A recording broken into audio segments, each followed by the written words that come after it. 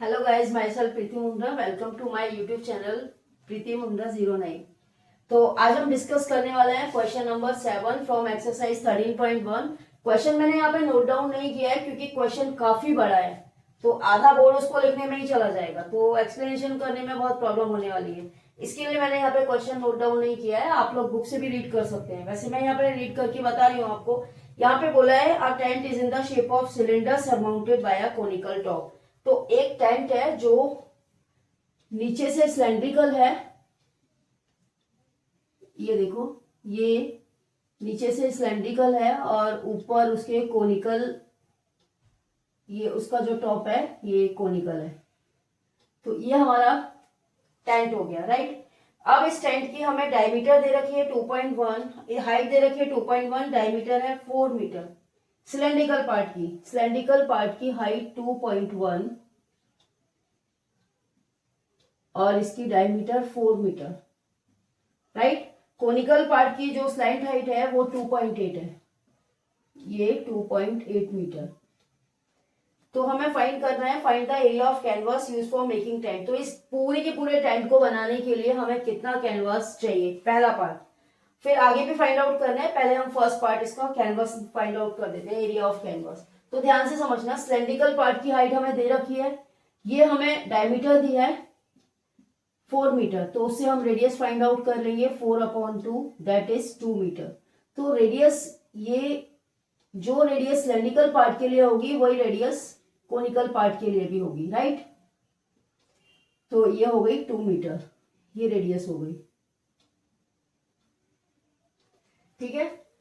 अब हमें यहाँ पे जब भी हम किसी कोनिकल फिगर का सरफेस एरिया फाइंड आउट करते हैं तो फॉर्मूला हमें अप्लाई करना पड़ता है पाई R L.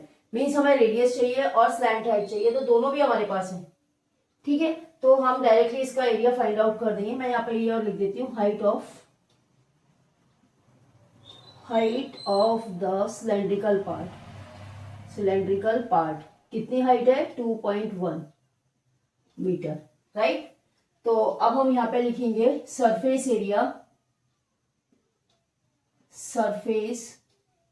Area of tent. भाई देखो, जितना टेंट का सरफेस एरिया होगा उतने ही कैनवस की रिक्वायरमेंट होगी, जितना सरफेस एरिया होगा। दूसरी बात यह है, जब भी हम कोई टेंट बनाते हैं तो उसका जो बेस होता है ना, बेस में कुछ भी कैनवास लगता नहीं, बेस तो ग्राउंड ही रहता है ना, वहां पे कोई कैनवास की जरूरत नहीं पड़ती, ठीक है।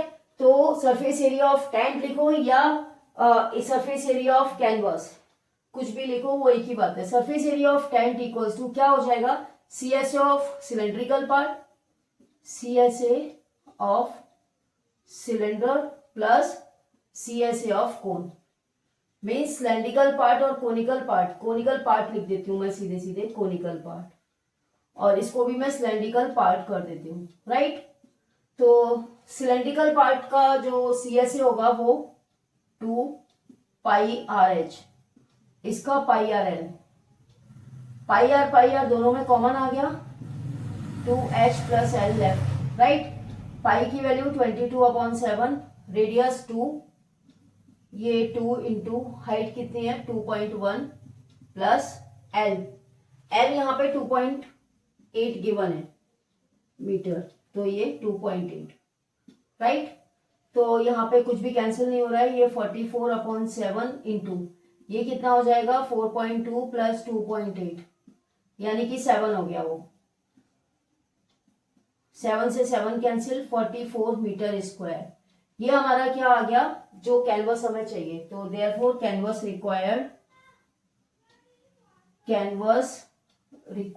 Equals to 44 metre square, right. तो इस टेंट को बनाने के लिए 44 मीटर स्क्वायर हमें कैनवस चाहिए, पहली चीज। अब आगे बोल रहा है also find the cost of canvas of the tent at the rate of 500 पर मीटर स्क्वायर। अगर उस कैनवस की जो कॉस्ट है 500 rupees per metre square, that means 1 metre की कॉस्ट 500 रुपीज है, तो हमें ये जो भी हमें कैनवस चाहिए उसकी कॉस्ट फाइंड करना है, वो उसका 500 से मल्टीप्लाई कर देंगे, राइट। तो ये 20 एज इट इज रहेंगे और ये आ जाएगा हमारा 220, तो कॉस्ट टोटल आएगी 22,000, राइट। ये हमारा फाइनल आंसर हो गया। तो वीडियो पसंद आया हो तो इसे लाइक करें, सब्सक्राइब करें हमारे चैनल को, जो लोग चैनल पे न्यू है, जिससे उनको आगे की वीडियो इजीली मिलते रहे। और ये जब हमारा पूरा हो जाएगा, कंप्लीट हो जाएगा 10th वाला, तो उसके बाद मैं आपको एग्जाम्स के लिए टिप्स देने वाली हूँ, उसके लिए मैं अलग से वीडियो बनाऊंगी। तो प्लीज जल्दी जल्दी इसको शेयर करें और लाइक करें।